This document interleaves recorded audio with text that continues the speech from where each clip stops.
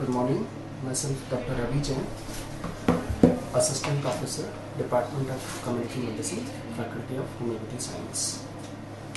In the last lecture, we have discussed about concept of man and medicine. We have discussed about various ways by which human in the different times have searched for the medicines. Like we have talked about the Indian system of medicine, we have talked about the Egyptian, Mesopotamian, Roman, German, but now in this chapter we will start with the concept of health. We have seen that in the last lectures efforts were done to define the concept of disease, but very less effort were done for defining the concept of health or to define the health.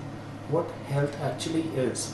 This concept was really vague and nobody paid more emphasis on defining the concept of health. How the concept of health developed, we will try to understand here in this chapter.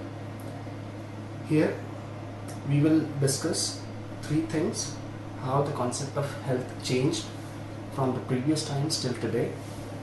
We will try to understand the dimensions of health, the dimensions through which we can measure health, and also we will try to understand the determinants of health or the factors which determines our concept of health or the state of health of an individual. Now first we come to the concept of health. In the oldest concept, it was said that absence of disease is health. Health was considered as being at peace with self, means yourself, with the community, with the God and the cosmos. Cosmos means the supernatural things, the stars, the planets.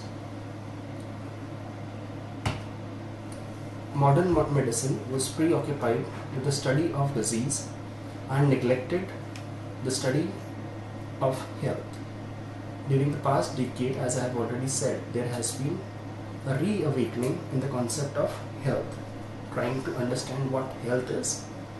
Health is considered as an integral part of the socio-economic development. For the development, health is a very important factor which needs to be understood. How the concept of health changed in the previous times, this we will discuss here. Health is not perceived in the same way. It has evolved over the centuries. As we have studied with how the disease concept came into existence, now we will understand how the concept of health changed over times and centuries.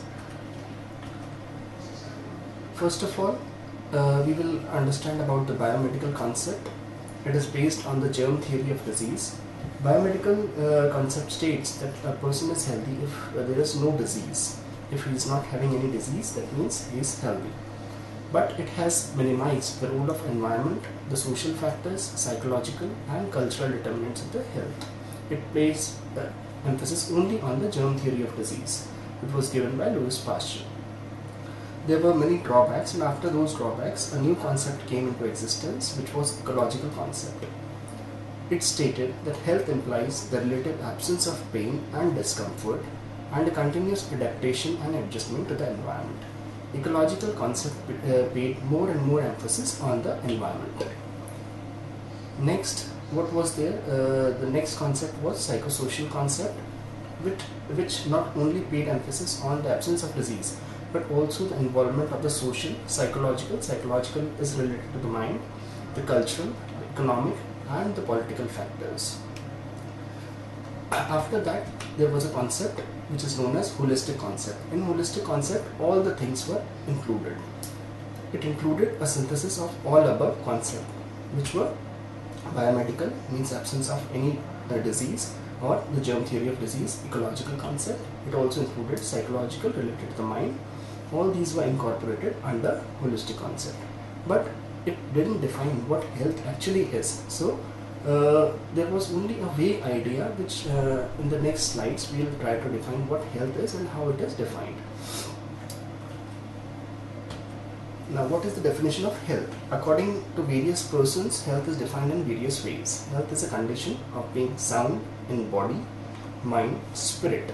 means you have to be sound in the body, you have to be sound in the mind, and spirit means soul, especially freedom from any physical disease or pain. Soundness of the body and mind means you have to be sound. Your body should function properly and your mind should be calm. The condition in which the body functions are duly and effectively discharged. Health is a state of complete physical, mental and social well-being. This definition is given by WHO, which stated that health is a state of complete physical, mental, social well-being and not merely absence of disease or infirmity. Infirmity is the condition which is arising due to the old age. As the age progresses, there are certain diseases which are coming on the individuals, which is known as infirmity. So if any problem is arising due to old age, then it is not included in health. Next, we discuss about the dimensions of health, how health could be measured. This we will measure in the next slide. Health is basically a multi-dimensional entity. There are a lot of dimensions for health. Number one is the physical dimension. In physical dimension, we consider that each cell, the physical working of the human body, like every cell, every organ functions properly, and we do not feel the existence or working of these organs. They function in proper harmony.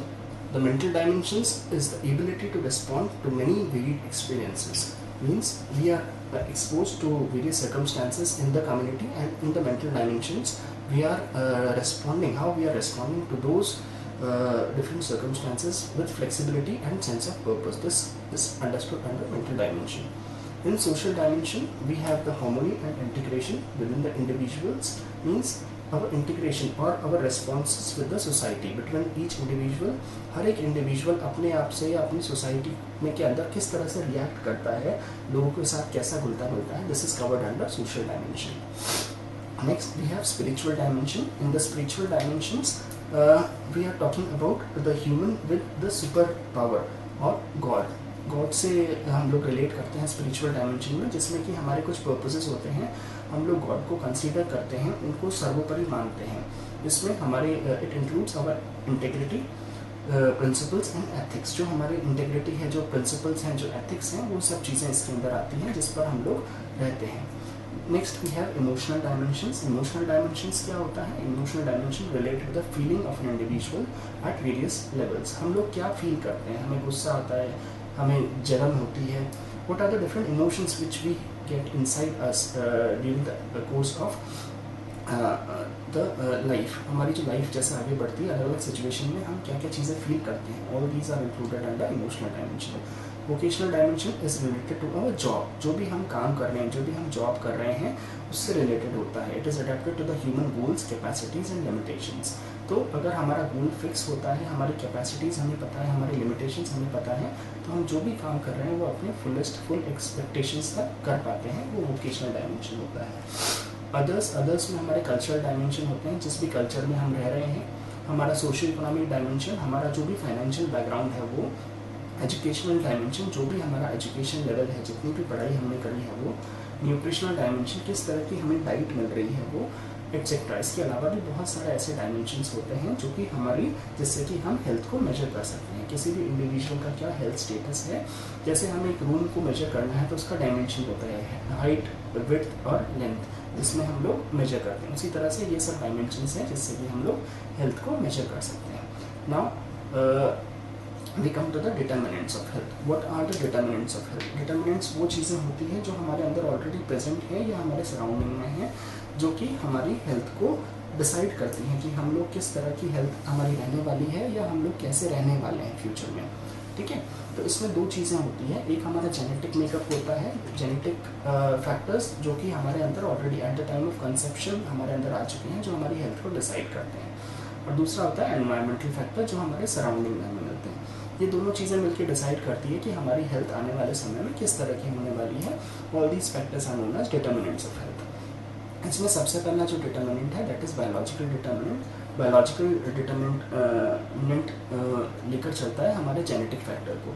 हमारी jeans किस तरह की है. कई सारी diseases ऐसी होती है जो हमारे जेनेटिक डिसऑर्डर्स की वजह से होती है, जीन्स में खराबी की वजह से होती है. जैसे कि क्रोमोसोमल एबनॉर्मलिटीज़ होती है, कुछ errors of metabolism, mental retardation, और भी कई सारी ऐसी डिजीजेस होती हैं जो कि हमारे जेनेटिक मेकअप में किसी न किसी डिफेक्ट की वजह से होती है. वो सब चीज़ें आती हैं बायोलॉजिकल डिटर्मिनेंट्स के अंदर.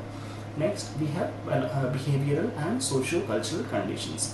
इसमें क्या होता है, एज द नेम सजेस्ट, एक तो हमारा बिहेवियर किस तरह का है, किस तरह से हम रहते हैं, हम लोग किस तरह से रेस्पॉन्ड करते हैं, और दूसरा सोशियो कल्चर, हमारी सोसाइटी किस तरह की है, हमारा कल्चर कैसा है जिसके में कि हम रह रहे हैं। तो बिहेवियरल में कई सारी चीज़ें ऐसी आती है जैसे कि हमारा लाइफस्टाइल कैसा है, हम लोग क्या खाते पीते हैं, हम किस तरह से उठते बैठते हैं, कैसे सोते हैं, कैसे जगते हैं, ठीक है। तो ये सब चीज़ें आती है हमारी लाइफस्टाइल और सोशल कल्चरल कंडीशन। इसमें हमारा फ्रेंड सर्कल कैसा है, वो किस तरह से रहता है, खाता पीता है।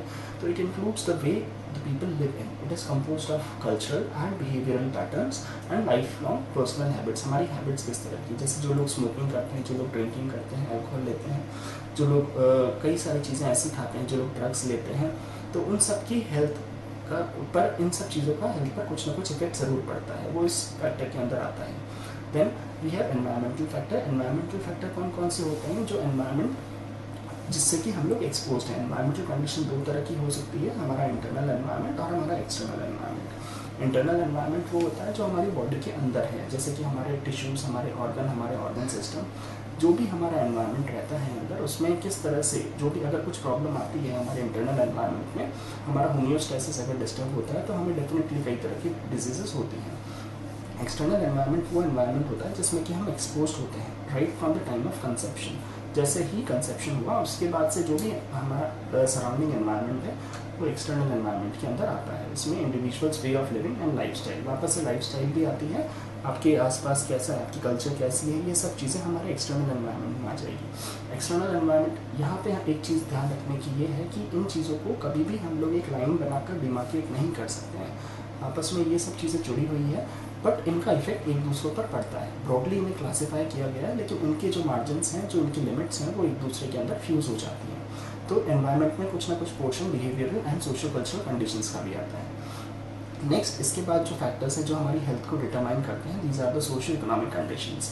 इसमें क्या क्या चीज़ें आती हैं, as the name suggest, social economic condition, जिसमें कि फाइनेंशियल कंडीशन आती है किसी भी इंडिविजुअल की, कितना पैसा है उन लोगों के पास में खर्च करने के लिए, एजुकेशन, कितने एजुकेटेड वो लोग हैं, ऑक्यूपेशन है या नहीं है, अगर नहीं है और ऑक्यूपेशन किसी के पास अगर नहीं है तो उसके पास में सोर्स ऑफ इनकम नहीं होगा, सोर्स ऑफ इनकम नहीं होगा तो उसकी जो हेल्थ स्टेटस है उसका और उसके फैमिली का अच्छा नहीं होगा।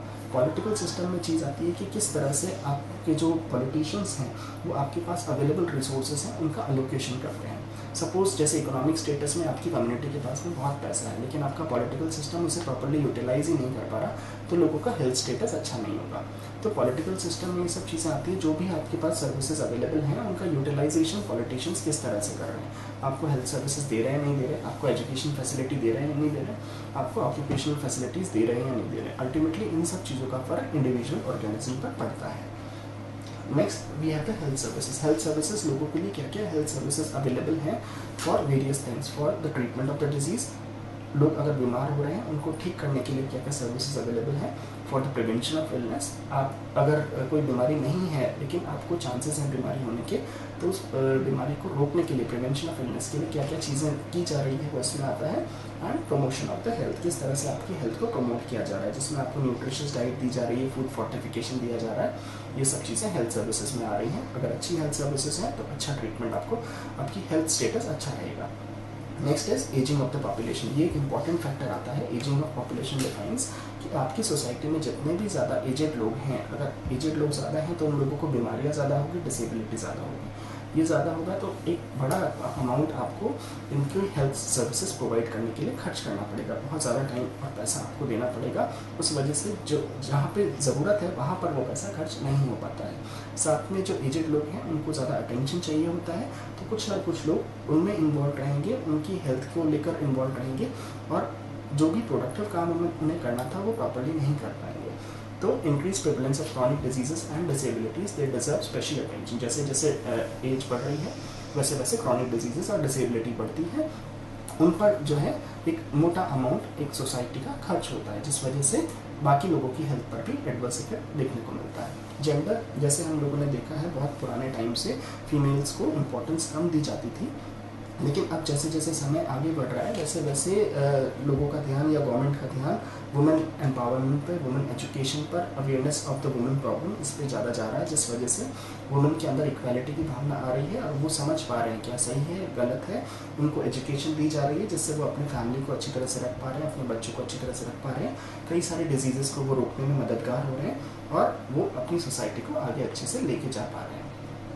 There are other factors which determines the health, like revolutions in the information. जैसे जैसे IT इंफॉर्मेशन एंड कम्युनिकेशन का रिवोल्यूशन हुआ है, हमें बहुत सारी इंफॉर्मेशन हमारे डेस्कटॉप पर मिल जाती है, हमें जो भी चीज़ चाहिए होती है वो हमारे फिंगर टिप्स पर अवेलेबल है। तो उससे हमें और भी चीज़ों के बारे में पता चल पाता है कि जैसे कौन सी डिजीज़ अभी हो रही है, उसका बचाव कैसे रखा जा सकता है, उसका ट्रीटमेंट किस तरह से किया जा सकता है। इसके अलावा अदर फैक्टर्स में आती है फूड एंड एग्रीकल्चर, जो हमारा फूड का प्रोडक्शन हो रहा है उसे बढ़ाया जा सके, एजुकेशन को बढ़ावा मिल सके, इंडस्ट्री जो भी फैक्ट्री सेटअप हो रहा है जिससे कि लोगों को रोजगार मिल सके और अच्छी चीज़ें मिल सके, सोशल वेलफेयर जिसमें कि कम्युनिटी का वेलफेयर हो सके, जो भी पिछड़े लोग हैं जिनको प्रॉपर फ़ायदा नहीं मिल पा रहा उन तक, जो गरीब तबका है उन तक सभी तरह की फैसिलिटीज़ पहुँचाई जा सके। Rural development, it includes the development of the rural area, जब गाँवों का विकास होगा तो सभी लोगों का विकास होगा। That would assist in raising the standard of life. इन सब चीज़ों से क्या होगा कि लोगों का स्टैंडर्ड ऑफ लाइफ बढ़ेगा, जिससे कई सारी जो बीमारियां हैं उससे बचा जा सकेगा। तो ये सारे फैक्टर्स वो फैक्टर्स हैं जो कि हमारी हेल्थ को डिटरमाइन करते हैं। इन सब में एक बार वापस हम लोग डिस्कस कर लेते हैं what are the various determinants of the health. इसमें कि हमारी बात करेंगे biological determinants, we have behavioural and socio cultural determinants, we have environmental determinants, socio economic conditions, we have health services, aging of population and gender. So all these things are responsible for the health status, or which determines the health status of any individual and ultimately the health status of the community. अगर community अच्छी रहेगी तो individual अच्छा रहेगा तो community अच्छी रहेगी, किसी भी देश का community का आगे विकास हो सकेगा, प्रोग्रेस हो सकेगी। So in this lecture we have discussed about three things: the concept of health, the dimensions of health, the changing concept of health, the dimensions of health, and the determinants of the health. In the next lecture we will be talking about various indicators of health, because this is an important topic. What are the factors which indicates the health status of a community, the comparison with the different communities and also with the nation, जिससे कि हमें पता चल पाता है कि कोई country developing है, अंडर डेवलप्ड है या फिर डेवलप्ड कंट्री है।